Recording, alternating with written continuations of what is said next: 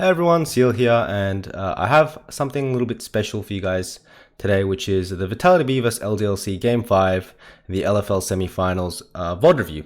And I plan to make this video particularly because I think a lot of people out there are interested to see how professionals break down games, as well as to help coaches who are currently struggling with this aspect of their coaching game, analysis, breakdown, and kind of demonstrate what you should be doing versus what you shouldn't be doing.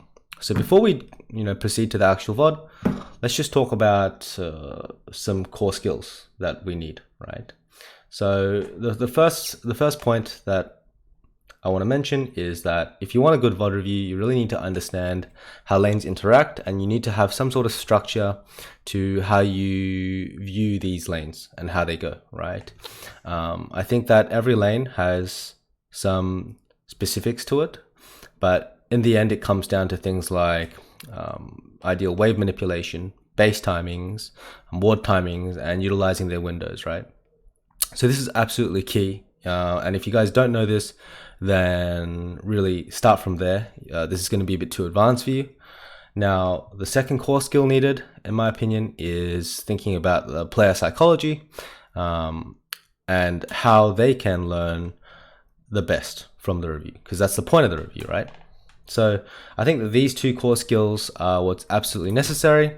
And what I'll be doing is just kind of going through the game and showing you guys what perhaps a intelligent coach that understands lanes reviews their games in an unstructured way, so a bad review, and then I'll do a shortened version, which should be the good review. Okay, so let's go into the game, and we're going to start off imagining that I'm in front of the players or in front of someone, and I'm going to go through the game as if I am reviewing and just narrating my thoughts, because in my head this is a mistake that a lot of beginner coaches make. They go through every single play, every single moment, and they don't define key moments, right? So I like to view this game from a lane perspective. Before I start the review, I'm going to be thinking about all the lanes. How does a Na Gwen matchup go? How does a Victor Talia matchup go? A bot matchup, jungle matchup, and the kind of game plan going into it, right? So anyone that's smart about the game should know that Wukong should path to the side that has push early, and that's a side that has volatility, that basically needs jungle cover. Now, Gwen matchups are generally very volatile. She trades a lot, and she should get push in early levels because Na's range is super short. And basically, from then on, go into enemy jungle. So path topside, go into enemy jungle, reset, cover bot, probably give first Drake, and then fight for Herald. That's probably what I'm thinking about in terms of game plan. And for Yike, so for LDLC, it's the opposite, right? He should be pathing bot.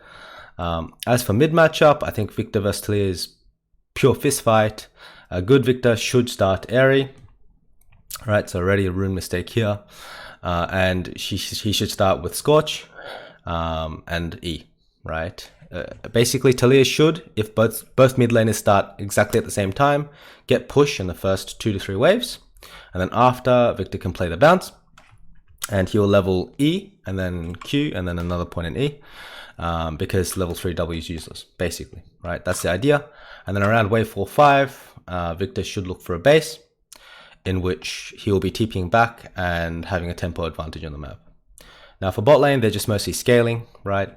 The right side should have lane pressure, and what I expect is for Wukong to full clear and just go for level 6 as fast as he can, so that by Herald fight, they are the strongest possible topside 3v3, and they can trade possibly plate spot for Herald on topside, okay? Where Rakan is just moving. So I'm going to start the review now. Just gave you a bit of a background. Bad review, okay? Okay, so I'm not too sure about them leashing bot. I think it's better for them to start in lane. I think that Thresh Siva have push anyway, but they have a lot of pressure and control of bushes for free, and it's just beneficial in general for Jeskla to start in lane and challenge the wave, so that the control of the lane is not completely on Thresh's side. And second of all, I don't think that Viego is necessarily coming into Wukong or into Wukong's jungle. So I dislike two things. One is I immediately can tell that Wukong warded this. I think Victor has no push first 3 waves, and Wukong should keep Trinket because they're going to trade opposite sides, and after full clearing, Wukong should go into the enemy jungle and ward. Okay, so it's something I really don't like. And also, because Wukong will be clearing 6 camps around 3 minutes 18 seconds without a leash, generally crab fights will not be a problem whatsoever, and it makes no sense for Yike to go for double crab anyway. Okay, so I think that 6 camps or 5 camp into enemy ward jungle, ward enemy jungle / scuttle is best. I don't particularly like this, and they will 100% fistfight bot now and make the lane more volatile than it should, whereas Zeri should already be here and just kind of playing for the wave, right? So they just Giga Fistfight level 1. Shouldn't necessarily look like this. It's because they can see the 3rd bush already.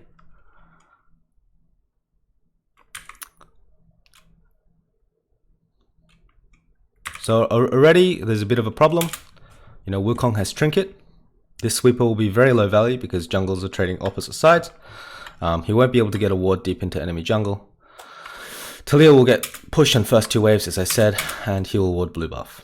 Now, something else I noticed is I think Wukong's clear is very slow. He should be done with Raptors at 2 minutes 37 seconds or 38 seconds after 1 smite without a leash. So he should be 5 to 10 seconds faster. So clearly something happened in his clear, because if you look, he's done around 46, right? So Wukong should already be like here, okay? Be here, almost halfway done with his Raptors with the leash, right? And without the leash, he should still be almost at his wolves, right? So 2 minutes 37 to 2 minutes 38 seconds if he cleared properly. Already I see a big problem. And now he's going to be late for the crab, so he just has to run for the crab, right? Then he's going to full clear.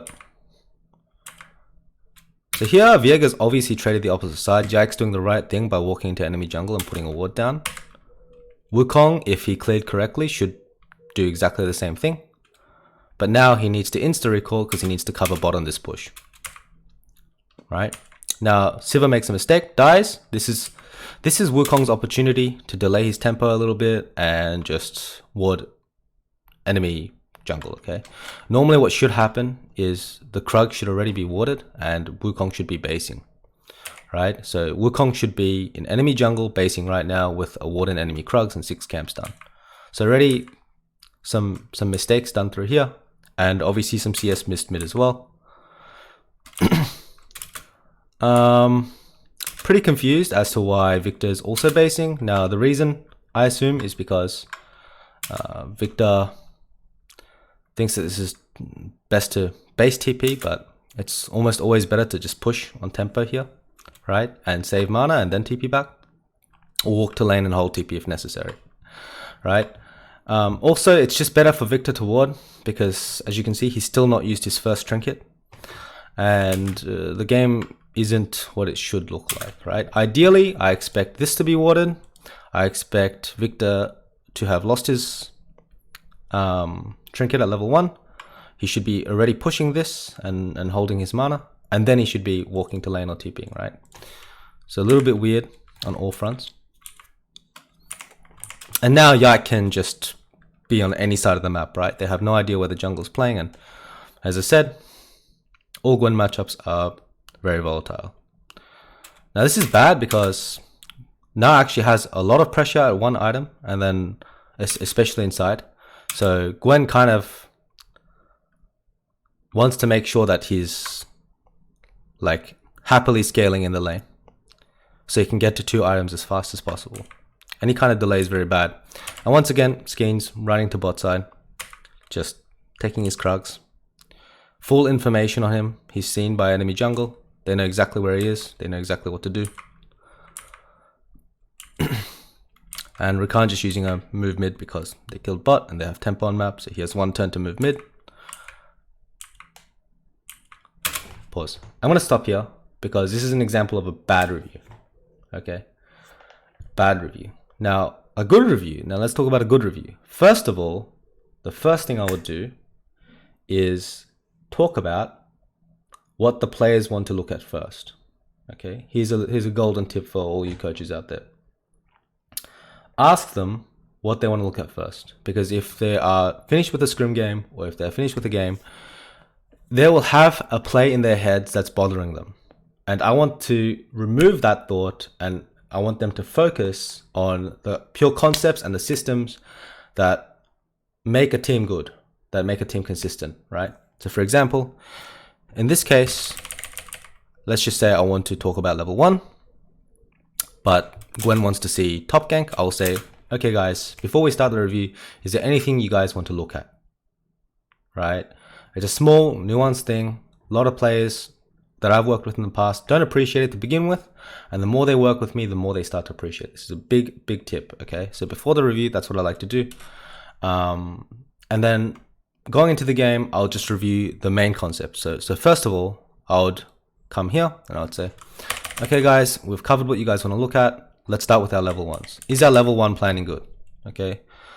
We know that Skeens wants to pass top side to the volatile side. We know that Viego will probably trade sides on the opposite side.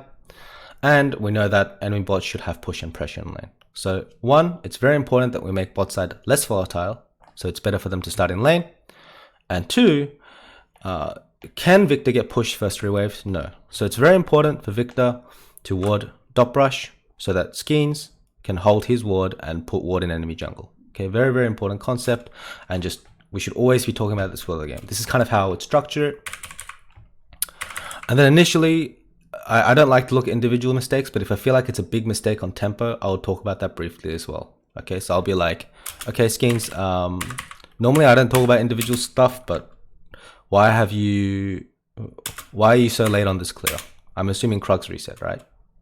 It's very important that you practice this before you come to scrims, because this kind of tempo advantage means that, you know, you'll be late on your camps like this, right? You should already be done with your 6 camps and you should be on this Krugs, on this scuttle. And then post scuttle around 3 minutes 35 seconds, you should be going into enemy jungle, right? So now you are wasting a huge amount of time on taking your scuttle crab, pathing back down this way and not warding on the enemy team, right? Enemy jungle. So on next turn, where is Viego going to be? You have no idea. They have early pressure on bot and they're going to play through mid. Your mid laner needs to be able to play the game. So ward Raptors or ward Krugs. And then I'll go on to the next point. I'd skip all this, right? If you are narrating all the thoughts in your head, players will lose their mind. And essentially, you want to be compacting it down to clear, understandable concepts. Okay, guys, we lose 4v4 bot side. They will have push, right? And initially, we will have tempo. But we want to play for Herald. That is our play because our top 3v3 is so strong. So it just makes sense for us to give first drag and path to top. In this current patch where dragons are stronger, you can also make an argument that you fight here, right? But, you know, based on how the map looks and based on the fact that mid doesn't have prior, and we don't necessarily want to play through mid 2v2 initially, we want to be giving Drake and pathing top. Now, something I want to talk about before this though is Diplex your use of TP, right? Here, when you have based and TP'd back, you had a free window to push this wave out as Talia based, right? So this is also Skeens' fault because we should be getting information on enemy jungle, right? But it's very important for you to push, then TP, and you'll have, or push, then come to lane, then you'll have tempo, and maybe the Drake fight looks different. But as it is, we are giving Drake, and we're setting up for the Herald. Now I'll go to the Herald fight, right? Now I'll go to 7 minutes.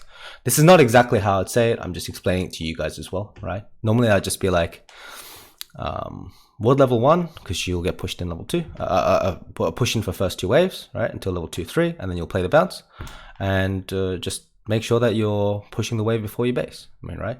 Simplify, right? Compact information. Then go into key concepts. Are we talking about Herald at 7 minutes, right? Herald will spawn in a minute. What is our plan around it? We have a turn bot, we have push bot. Skeens, is there any way you can be faster on bot here? Skeens, is there a reason that you're using this turn to cover top? Right? No pink ward, no information, nothing, right? The entire map is dark. We need to be planning around finding the enemy jungler on wave 4, 5 and basing as a jungler. And if you don't have push mid, you need to know how to utilize your wards. Okay? Some concepts, guys, some concepts. Now we're late on bot, on push. Viega could be here. He passed bot, Wukong passed top. Now let's look at a Herald setup. I mean they should punish bot, right? But now look at the Herald setup. Okay, we're walking into Herald. What is our concept here, right? How do we want to retake? Why are we second to begin with? We should be first, right? Wukong is 6. Which lane do we want to play through? Do we want to play through mid or do we want to play through top? Now, initially, I would say, I mean, I haven't seen this game before, guys. Like, I haven't seen the intricacies of the game, so I'm kind of ad-libbing it.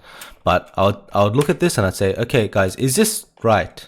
We're late on bot on this push. We don't have information on Yike. And for some reason, it looks like we don't have prior in 2 lanes going into Herald when we want to fight this. So Rakan has move. We want to play through mid and then unlock top. That's obviously our play here. But can we be here earlier? And the answer is yes, right? Earlier, we could have cleared. We could have had vision. We could have been a little bit more efficient, right? So initially, I would say that our setup shouldn't look like this, but now it does. We should be playing through mid as 3. And then Gwen should be joining 2-3 seconds later. Here, did we talk about, like, I'll break down the comms as well, right? Did we talk about Thresh possibly coming out of base and being here in 10 seconds? Did we talk about how we're first on Rakan? Some key concepts for you guys to review, right? In your teams. Okay, we'll look for an engage on Yike.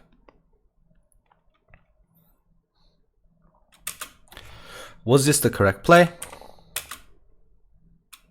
Well, let's have a look. Okay, Schemes, we know that Thresh is going to be probably 10 seconds away. He could already be here, right?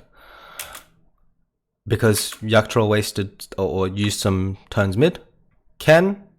Is this engage good? Or is it better for us to possibly ping pong this Herald insta, right?